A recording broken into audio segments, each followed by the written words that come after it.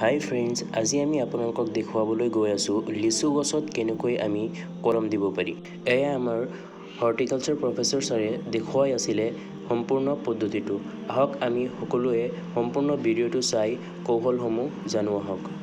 প্ৰথমতে ভাল হেল্ডি এখন ঠাৰি বাছনি কৰিব লাগিব।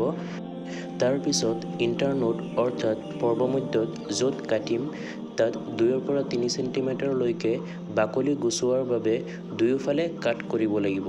পিছত দা বা কটাৰীৰে এনেকৈ ঘঁহি দিব লাগিব যাতে কোনো বাকলি ৰৈ নাযায়। তাৰপিছত এনেকৈ মাটিৰ চপৰা বা এনেকৈ মিডিয়াম এটা বনাই এনেদৰে পলিথিনেৰে মেৰিয়াই দিব লাগিব। অনুগ্ৰহ কৰি মন কৰিব, লিচুৰ ক্ষেত্ৰত এই মাটিখিনি লিচু গছৰ তলৰ আশে পাশে যি মাটি থাকে সেইটো ল'লেই হ'ব, অথবা ভাল অৰ্গেনিক কণ্টেণ্ট থাকিলে বেছি ভাল। এনেদৰে মেৰিয়াই দিয়াৰ পিছত আমি ৰছীৰে দুয়োফালে বান্ধি দিব লাগিব। তাৰপিছত এই মাটিখিনি আমি দুয়োফালে সমানকৈ হাতেৰে চেপি মিহলাই দিব পাৰি। আৰু মন কৰিবলগীয়া কথা যে যেতিয়া শিপা আহিব তেতিয়া শিপাসমূহ তলফালে গতি কৰিব। সেয়ে আমাৰ মাটিখিনি বেছি ওপৰফালে নাৰাখি তলফালে বেছি ৰখা উচিত।